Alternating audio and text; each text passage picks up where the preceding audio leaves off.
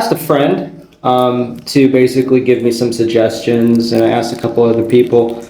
My community, which this channel is based upon, a community of active clients, non-active clients, and aspiring clients that are thinking about or currently working with me to fix their credit.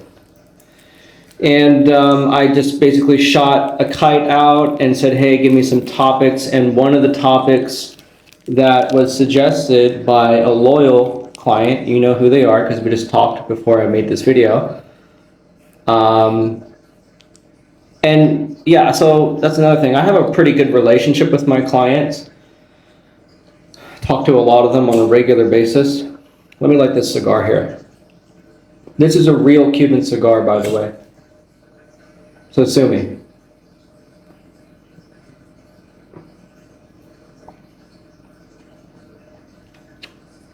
Someone might say, oh, you're lighting it wrong. It's the wrong lighter. Dude, it's burning. And I think I lit it pretty good. The flame was big enough to, you know. Okay, so let's talk about that.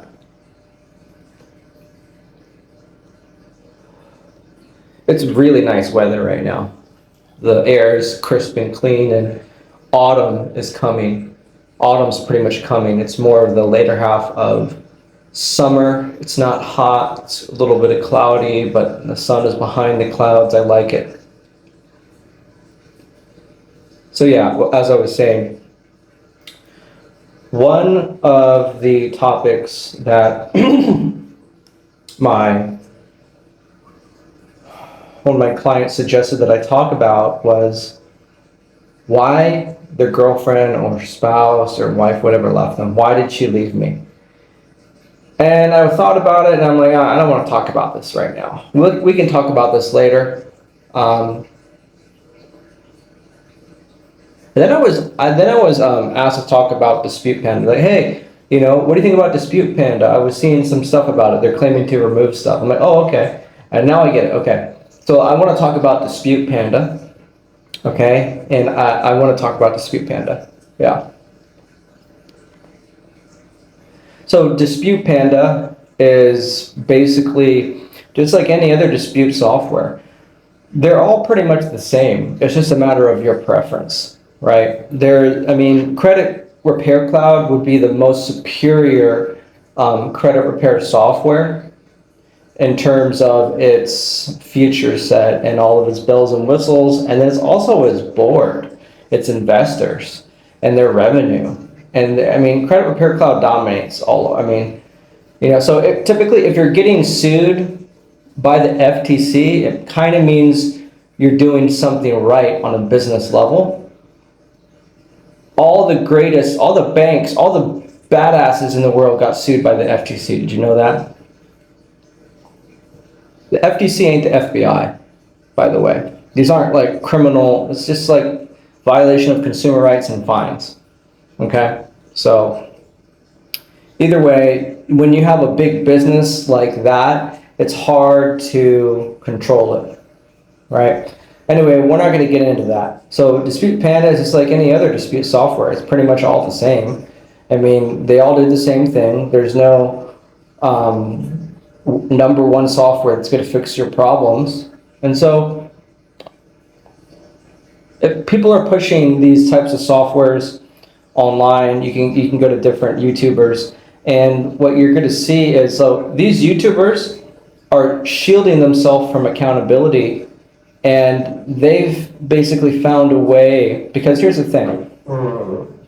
Credit repair is a risk industry. It's a very risky industry. As you can see, companies get sued, and the limitations on how to operate a credit repair company are really strict. So you have to be in certain states, you have to have certain licenses, you have to have certain protocols. It's a regulated industry, okay? And it's an industry where there's a lot of scammers and con artists and stuff like that. I'm not one of them, right? There may be people saying that I'm a con artist, but You know what I mean? Just because someone says something doesn't mean it's true. Especially when it's someone that is just jealous that, you know, that we're doing better business. So the whole YouTube world, so these credit repair YouTubers, they're basically, these credit repair YouTubers are shielding themselves from any accountability because they're giving free information out. And they're hiding behind the lines like, oh, I do good, but then they're paid. YouTube is paying them, so they're going to tell you whatever you want to think that your items are going to get removed. And they're always going to bank that and be positive and optimistic and say, oh, da, da, da, da, da, da, da, you know, and they want you to do it. So if you do it, there's no penalty. They're not charging you money. They're just sending you information. It's like you go to a restaurant and it's like, okay, you want, I don't know, what could you get at a 5-star restaurant? Let's say cook steak, because steak is hard to cook. Not everyone can cook steak. So it's like you go into a restaurant and they're giving you the menu. Okay, well, you guys can cook it yourself. Help yourself. People don't want to do that. So what type of, it's not a service when you're doing that. Your service is selling something. You have to sell something. So again, they're selling, you know, attention, basically. Most people don't value that, so you're going to get a lot of views, influxed view count, and then it's going to make your monetization go up. So they got to figure out a way to make money. And the best way to do it is sell them a software. Get them to use a software where you don't know what that software is doing, especially a new software. It could be using that information for something, I don't know. I'm not going to make any claims here, but you have to like dive a little bit deeper. But the main thing, the main important thing is that it's just a business. It's just, you know, another thing.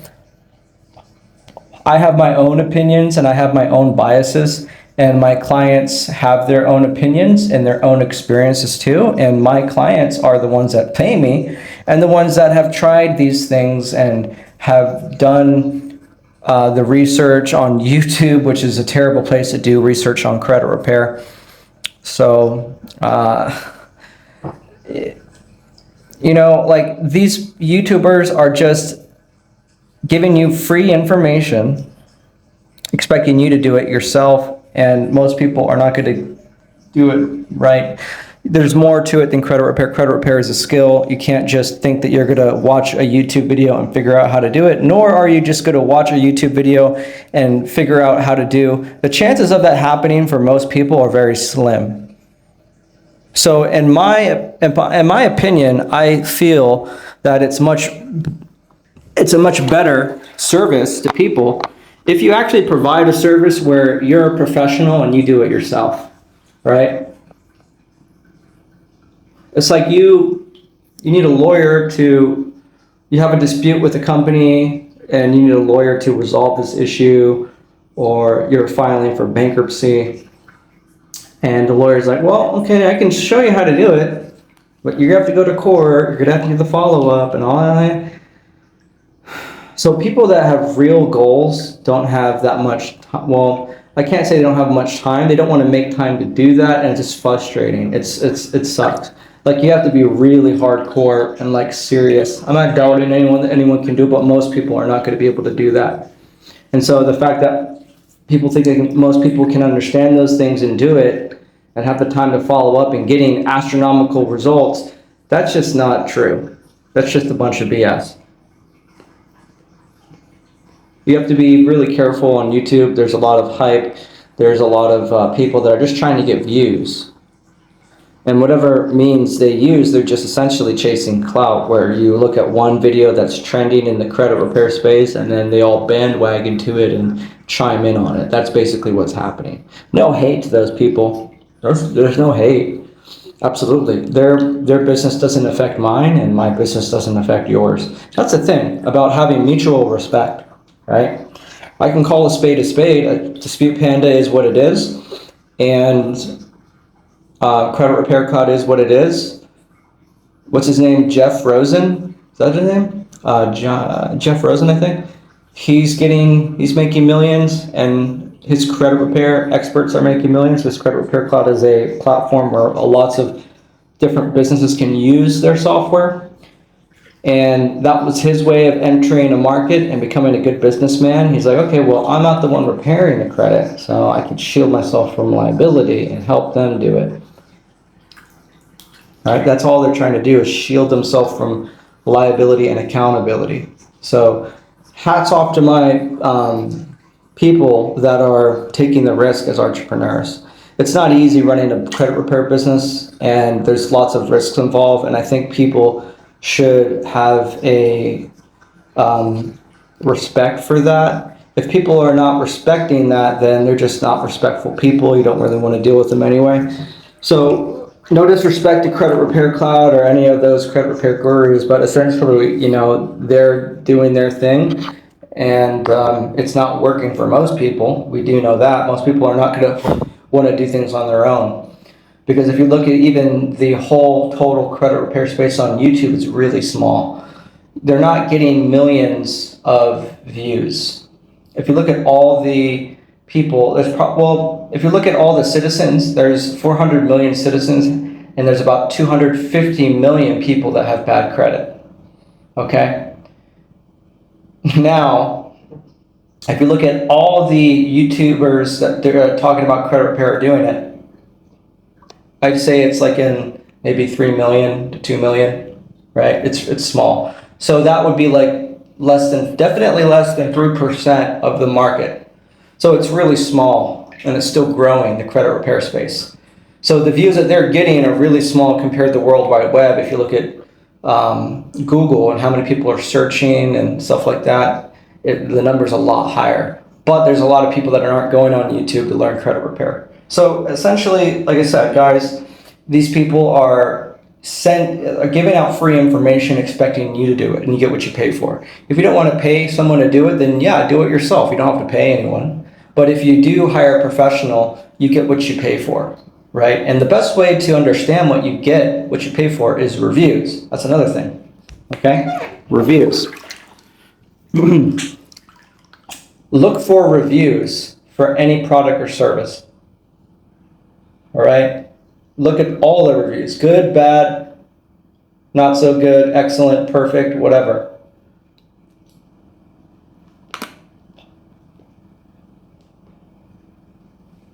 You're never going to find any perfect business with a perfect record. It doesn't exist. All right, Jesus Christ isn't walking amongst us. All right, a sinless person. There's no sinless person walking on earth, right? So the main thing is, instead of looking for perfect businesses, just look for people that you can trust and understand your situation, and you cross all the T's, and they're going to work with you. Like, I got lots of clients. I have therapists, I have doctors, I have lawyers that hire me, and construction workers. There's so many different verticals of people that work with me. New and used car salespeople. And it's just so many different people, and I work with them on a one-on-one basis, and I hear their stories. It's their stories that matter to me, because it's not about my story. My story doesn't really mean much to them. It's my clients' stories. And my reviews are my clients' testimonials and my clients' reviews. And if anyone is going to evaluate my business, it's important, or any business, get to know that business's customers. Okay, if you're at a restaurant and you want to know how the food is, if it's good, look for reviews that give you information, valid information, not irrelevant information, right? And I think we can understand how to evaluate what is relevant information and what is irrelevant, right? You shouldn't pay any attention to anything that has no relevance towards your goal. Otherwise, you're just going to be distracted. And the opinions that aren't factual are definitely irrelevant, right? My opinion about Dispute Panda is, you heard it. It's my opinion, and it's based upon facts, right? But I'm not hating or anything. I never needed to chase my customers. And it's interesting because the original topic of this video was why did my woman leave me, or why did my ex leave me, and don't chase women, the whole thing. And yeah, that whole concept with even chasing women also applies to business, chasing clients, right? I don't chase clients, right? And clients, my clients are intelligent enough to do the proper research. When they're ready to sign up with me, they're going to sign up. There's nothing that I can do to stop it unless I remove everything offline. And that's not going to happen. So as long as there's people saying good things, even saying bad things, I can't account for how many people have signed up with me because of the bad reviews. So I'm very appreciative for even the bad reviews and the people that are talking crap as well. But essentially, it's just a toxic environment sometimes, and we want to avoid that. This video is basically for you. So just try to understand that the YouTube space is all based upon psychology, and people are going to do as much to get you to believe that you're going to get your item removed. Now, here's the thing.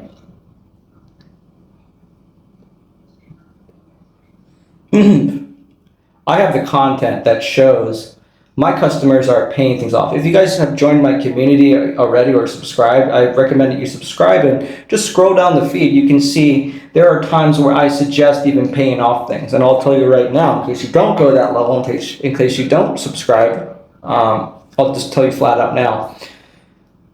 There's a lot of people thinking that there's a lot of people in credit repair that have zero accountability for their past actions. And you'll have people where they have not paid their bills on time, have had legitimate late payments, had collections reported, this, that, you name it, yet they still want to blame the creditors. Well, that mindset is not good, okay? We have 5 laws that govern the removal of negative items on credit reports. The first and most important one is obviously the Fair Credit Reporting Act. The second one is the Fair Debt Collections Practice Act. And the other ones, Fair Credit Billing Act, Fair Credit Transaction Act, and the Equal Credit Opportunity Act, and even the Truth in Lending Act to some degree. So with all those consumer rights, that you have, you are given a multitude of options to use those laws, applying them where they are appropriately applied as the definition and the case law of those laws, because it's the case law that find the merit and the application of that law. That way, different judges that may not have experience with this or that can reference those case laws and like, okay, this is what the law means, and these cases basically aid to that definition. And since there's case laws in different courts that have adhered to this, we will adhere to it too, because it is the law and this person has merit and within good reason and judgment that they're like, okay, well, I see that this person has a case. That's the magic sauce. It's you as a person, okay? Because the law is the law, but it governs people. You could say that these courts are not empathetic, they don't care. Nah.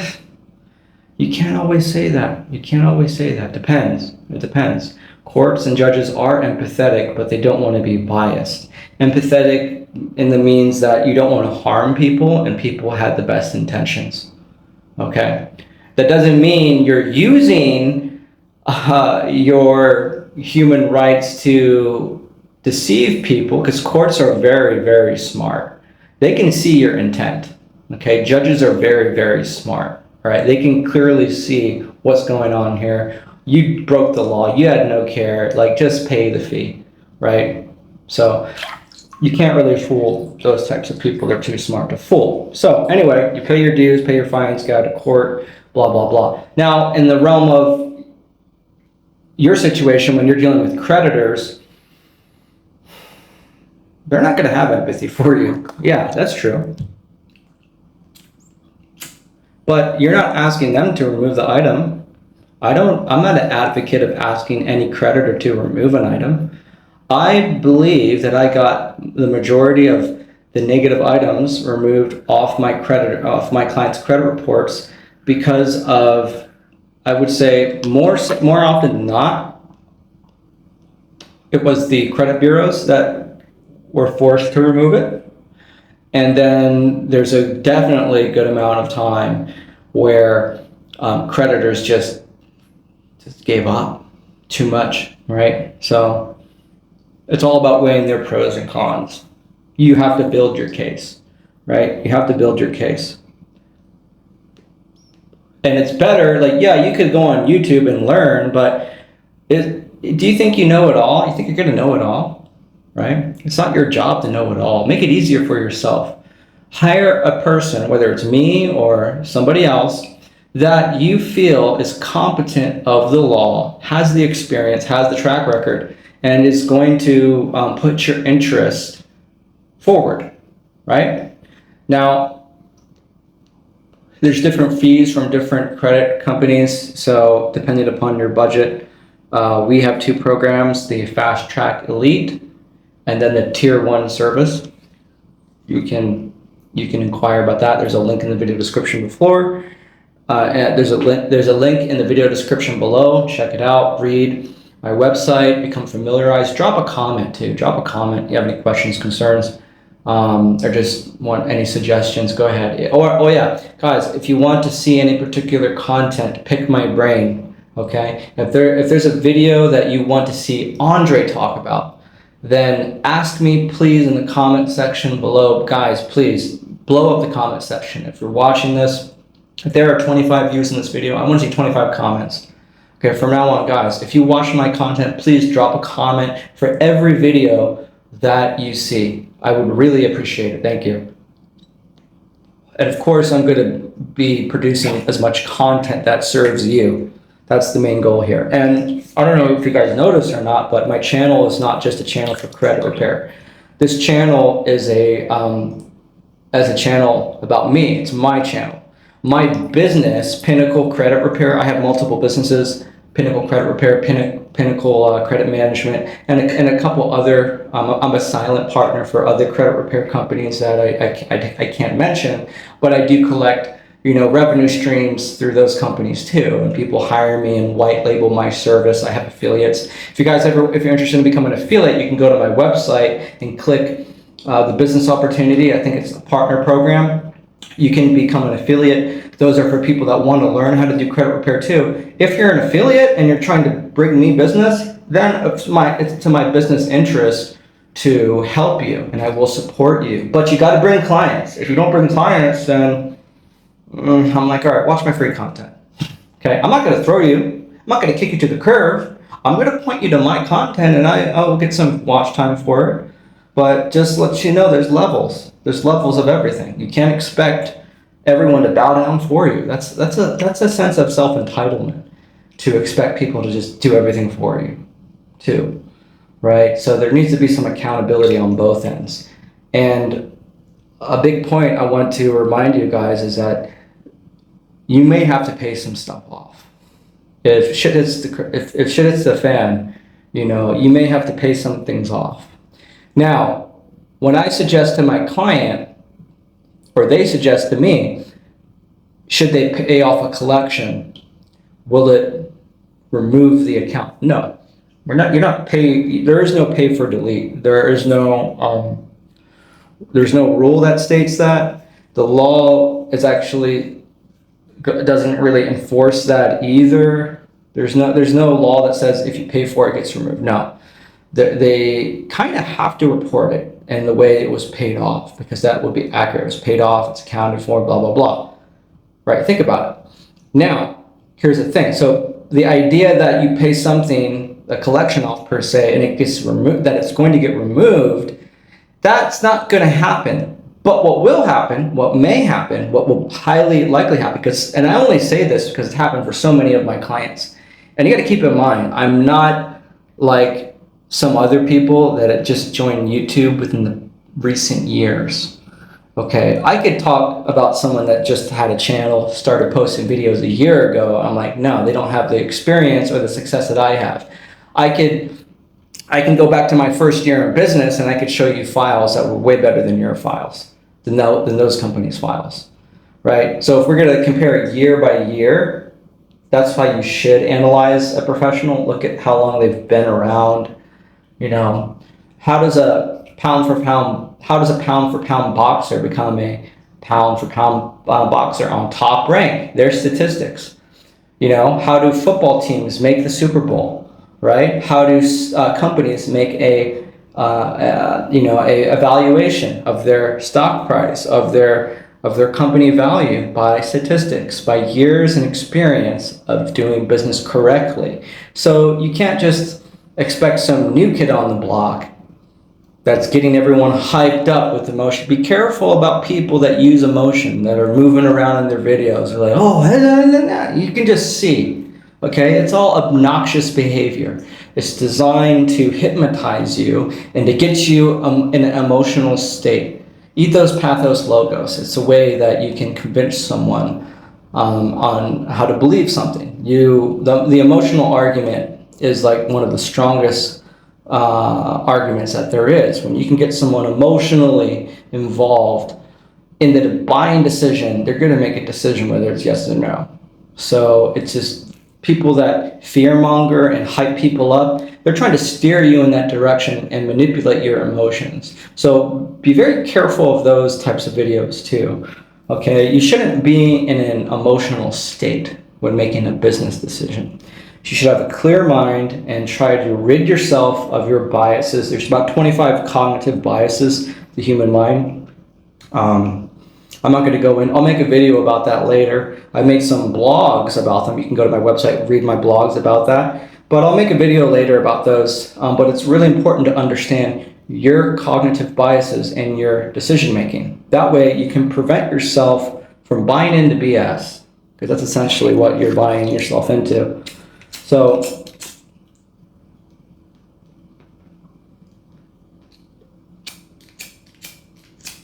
are we out? I think we're, oh, no, we're not out. It's just wet. Well, it's a good, okay. Yeah, that's a good thing. It means I can stop smoking this. Yeah, so avoid situations where people try to get you in an emotional state.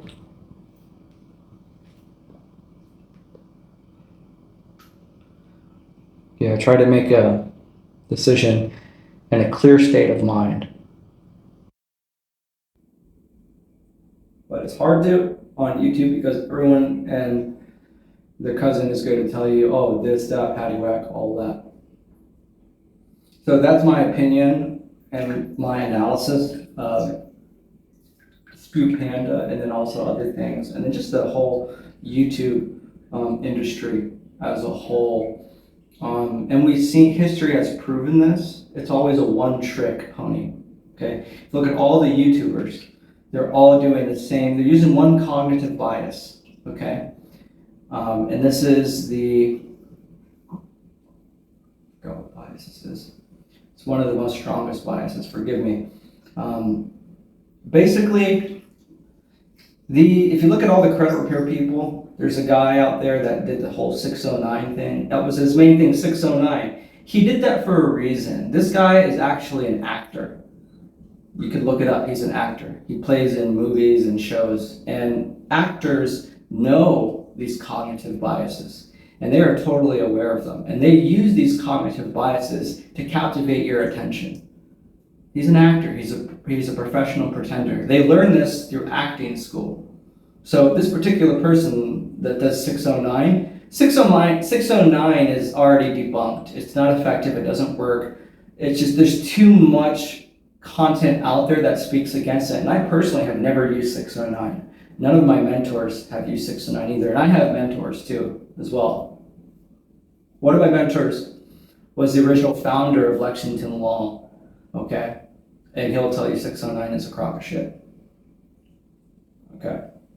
So yeah, that stuff has already been proven through the test of time, but my point is, it's always, and then there's like these people that always, they pick one law as their favorite. Oh, you use this one law and it will get rid of all this. It's aggravated identity theft or this or that, or like, these guys are like nobodies. They have no credentials, they're not showing their continuous testimonies. There's no site, there's no listing on Google where you could see reviews of people comments, anyone can put a comment up, right? But I'm talking about a review on a review site where people can list their experience or share a video about their success. And a lot of the people that would comment on such videos are just dumb people. Okay, so yeah, if you're preaching to people that are literally just dumb, they're going to be in awe and they're going to be starstruck. Oh, I didn't know this stuff. These are the type of people that call me and they're like, can you help me pull a credit report? I don't know how to pull a credit report. If you're living in 2023 and you do not know how to get a free copy of your credit report, then I don't see how the fuck you can have above a 600 FICO score. Seriously, because it's like, really? Come on, man. I don't expect people to know everything about credit or credit building or credit repairs. So there's a lot of stuff that you need some help with, but you don't know how to get a credit report? What are you, like fucking 15 years old? Come on, man. It's ridiculous. It's ridiculous. Utterly ridiculous.